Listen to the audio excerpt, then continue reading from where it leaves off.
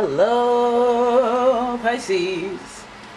It's umomgtarot, and this is your someone secretly lying to you.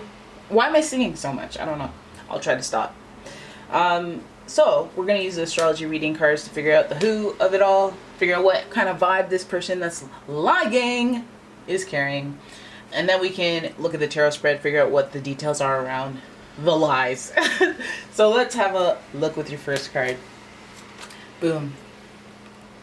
Leo, aka Lio. The energy is flamboyant, dramatic, proud, and passionate. Big personality. It focuses on the importance of self-belief. Self-belief because it's not a lie if you believe it. That's hilarious. So, Leos, Leos, do they lie? Do they lie to win? Sure. Do they just make stuff up and lie? I don't think so. I think they fudge things. Give you that fudging of the truth. There's, I told you it was pink. It was probably fuchsia. Yeah, I like fuchsia. Get me fuchsia. It's little stuff like that. But because of that flamboyant, big personality, it's just kind of like, why are you being so extra? Your next card is Aquarius. The energy is freedom-loving, rebellious, idealistic, and technological. Why do I keep getting a lot of Aquariuses lying? I don't feel like that's their MO. I feel like if they lie, it's to avoid talking about something that they don't want to explain why they don't want to talk about it. Aquarius people, I picture eye rolling, lying. Come on, who has time for that? Or some type of, if I had to lie, you wrote yourself that check type vibe. All right, let's look at your next card, Gemini. Oh, okay, this is where lying can get fun. Okay, the energy is communicative, mischievous, lively, witty, and informative. Stimulating exchange is possible.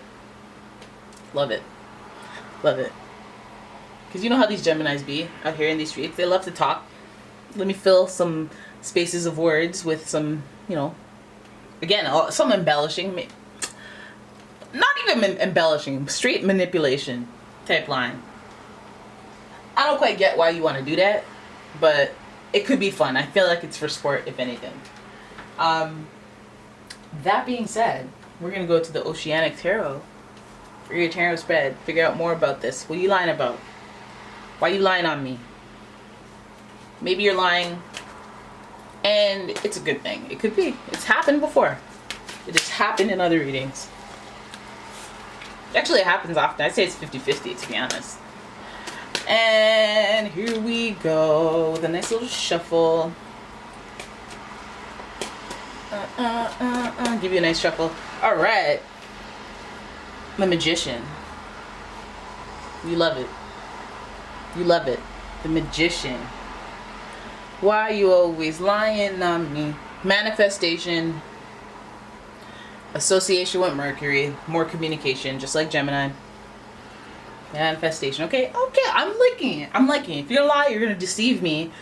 When you're talking manifestation, when you're talking about, you're looking at my face and telling me something that isn't necessarily true, it might be some auto-suggestion, law of attraction stuff where they say, you are a good person. You don't wet the bed. Okay? So that they can put it in your cells, so that you can believe that in yourself. Now, it might be a lie right now, but listen, let's work on it. The next card we have is the King of Swords, Ambition. Okay, I like this. This person's feeling like a motivational speaker. Like they want you. Look, I want the best for you. I'm gonna gas you up. Tell you all these things. Okay, listen. Hey, the Chariot, drive, determination, the most driven one. Listen, I like it. I feel like this person's like support and they're doing some thinking for you. It's, but I shouldn't jinx it. The Tower. Great. I jinxed it. The Tower. Destruction. Don't worry, it's not necessarily jinxing. But let's keep going and get your last card. We have Ace of Wands. Growth. Okay, so this isn't. Ain't no thing. This is actually a really good spread. So you start off, first of all, you have like 3 major arcana. 3 of 5 cards are major arcana. And those cards are associated with Mercury. We have Cancer energy in here, and we have the Tower, which is reminiscent of that Mars energy, which is associated with Aries and Scorpio. So when we look at the reading as a whole, we start with the Magician and we go, okay, this is the part of the Fool's journey where, you know, he's trying to figure out some type of broad idea of what he wants to do with his life.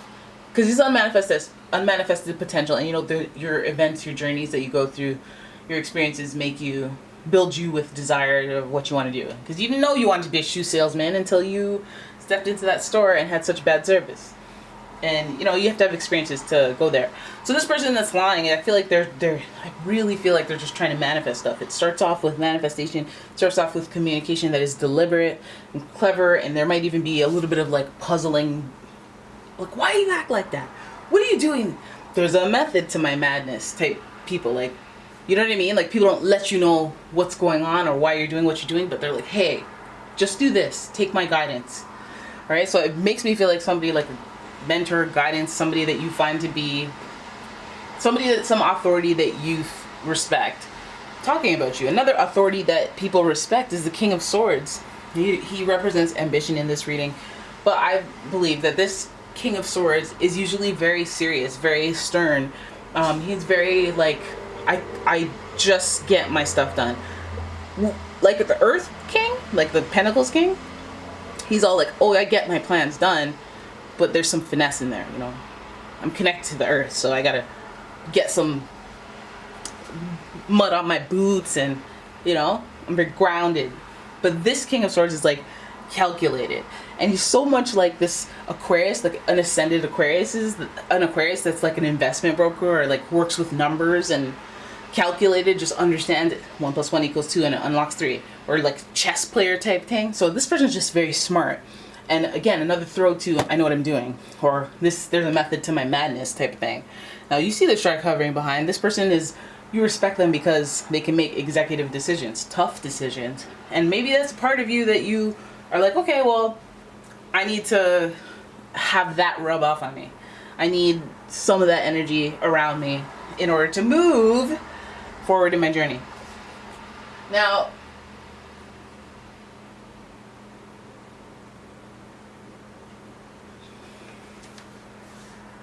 okay, sorry. Oh my gosh, I just looked off into space. Okay, so the Chariot represents Cancer, and Cancer is very sensitive, very emotional. It makes me wonder about this connection next to this one, because this one is non-emotional. King of Swords is very like, let's just do the do without the emotions.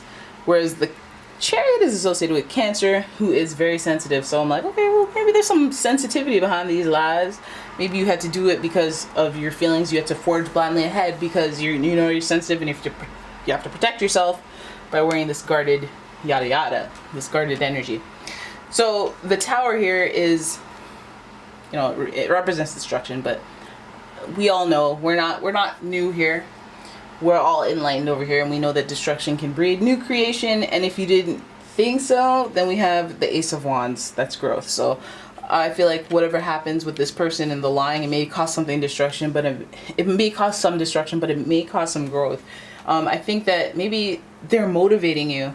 They're making you feel like the lie is true. Maybe you find out the lie isn't true, but then you're like, you know what? I see why you did that. That's good.